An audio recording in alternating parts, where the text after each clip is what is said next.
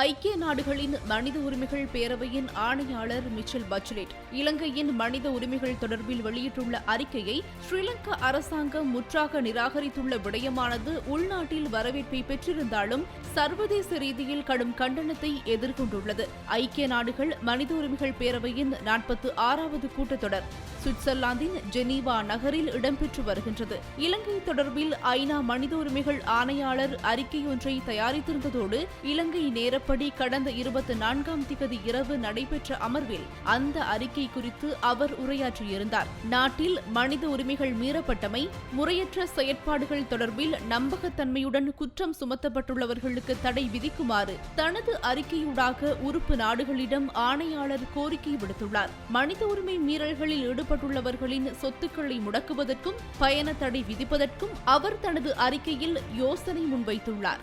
உரிய நீதிமன்றத்தினால் அல்லது வேறு பொறிமுறை ஊடாக உறுதிப்படுத்தப்பட்ட நம்பத்தகுந்த ஆதாரங்கள் இன்றி சிலரை இலக்கு வைத்து தடை விதிப்பதற்கும் பயண தடை விதிப்பதற்கும் யோசனை முன்வைத்துள்ளமை இறைமையுள்ள நாடொன்றுக்கு எதிராக மேற்கொள்ளப்படும் அரசியல் நிகழ்ச்சி நிரல் என இலங்கை அரசாங்கம் அனுப்பிய பதிலில் தெரிவிக்கப்பட்டுள்ளது. அது நாட்டின் உரிமையை மீறும் செயல் என்பதோடு இறையாண்மைக்கான அடிப்படை விடயங்களை மீறும் செயற்பாடு எனவும் இலங்கை அரசாங்கம் வலியுறுத்தியுள்ளது.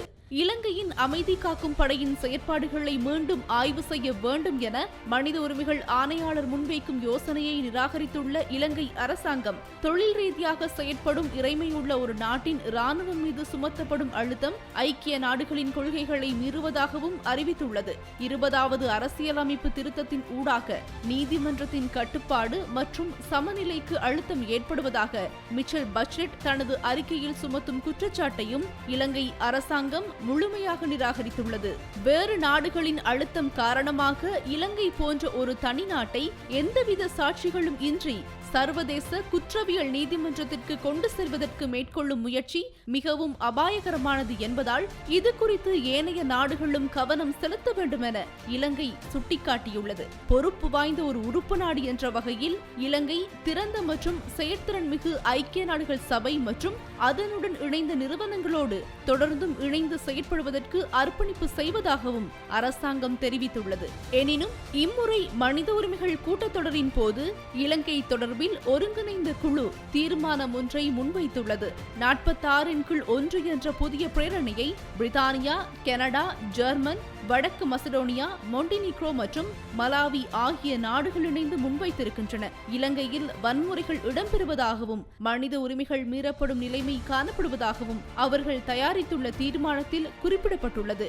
நீதிமன்றத்தின் சுயாதீன தன்மை, மனித உரிமை பாதுகாப்பு மற்றும் அதனை ஊக்குவிக்கும் நிறுவனங்கள் செயலிழந்துள்ளதாகவும் அதில் சுட்டிக்காட்டப்பட்டுள்ளது. கொரோனா தொற்றினால் மரணிப்பவர்களின் உடல்களை கட்டாய தகனம் செய்ய வேண்டும் என இலங்கை அரசாங்கம் எடுத்திருந்த தீர்மானம் தொடர்பிலும் ஒருங்கிணைந்த குழு அதிக கவனம் செலுத்தியுள்ளது.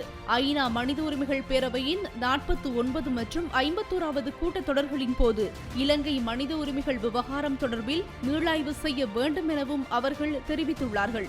இதேவேளை இலங்கை எதிர்ப்பு வெளியிட்டுள்ள போதிலும் ஐக்கிய நாடுகள் மனித உரிமைகள் பேரவையில் சமர்ப்பிக்கப்பட்டுள்ள தீர்மானத்தில் தெரிவிக்கப்பட்டுள்ள விடயங்களை மனித உரிமை ஆணையாளர் அலுவலகம் நடைமுறைப்படுத்தும் என மனித உரிமைகளுக்கான பிரதி உயர்ஸ்தானிகர் நடா அல் நசீர் தெரிவித்துள்ளார்.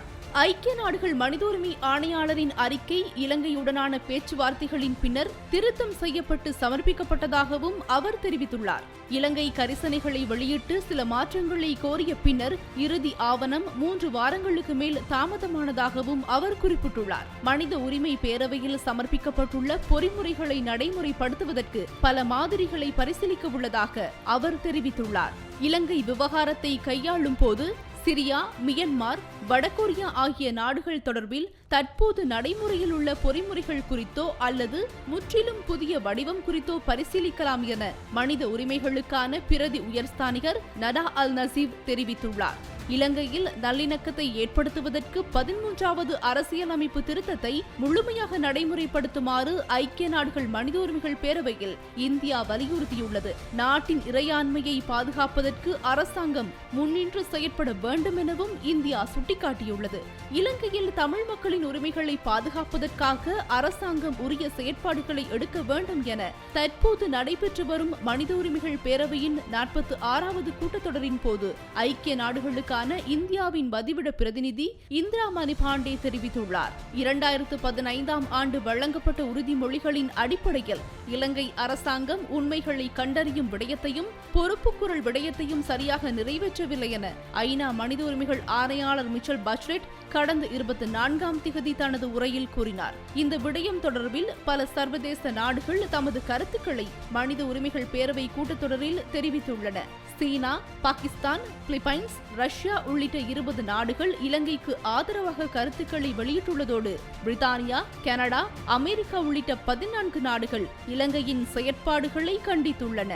சர்வதேச மன்னிப்பு சபை, இஸ்லாமிய ஒத்துழைப்பு அமைப்பு மற்றும் சர்வதேச நாணய நிதியம் உள்ளிட்ட சர்வதேச அமைப்புகள் இலங்கையின் கடந்த கால மற்றும் தற்போதைய சில செயற்பாடுகளை மனித உரிமைகள் கூட்டத்தொடரின் போது கண்டித்துள்ளன.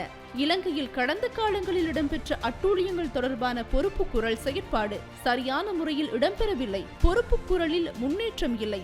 எனவே இலங்கை குறித்து கொண்டுவரப்படும் பிரேரணைக்கு ஐக்கிய நாடுகள் மனித உரிமைகள் பேரவை ஆதரவு வழங்க வேண்டும் என அமெரிக்கா வலியுறுத்தியுள்ளது.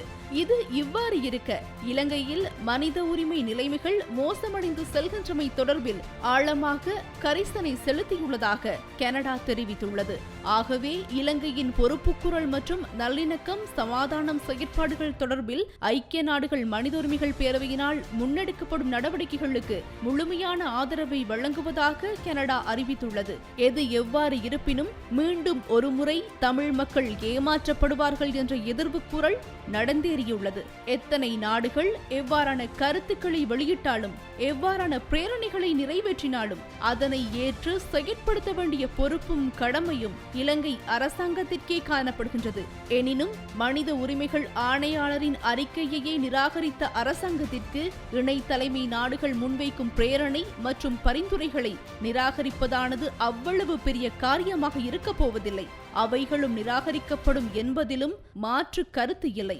ஆகவே மீண்டும் ஒரு முறை தமிழ் மக்களுக்கான நீதி, நியாயத்தை பெற்றுக் கொடுப்பதற்கான கடமையை நிறைவேற்றாது பொறுப்புக்கூறல், நல்லிணக்கம் தொடர்பிலான செயற்பாடுகளை இலங்கை அரசை செய்விக்க வலியுறுத்தியும் பயனில்லாத வழமையான ஒரு அமர்வாக மனித உரிமைகள் பேரவையின் அமர்வு நிறைவு பெறுகிறது என்பதில் மாற்று கருத்து இல்லை.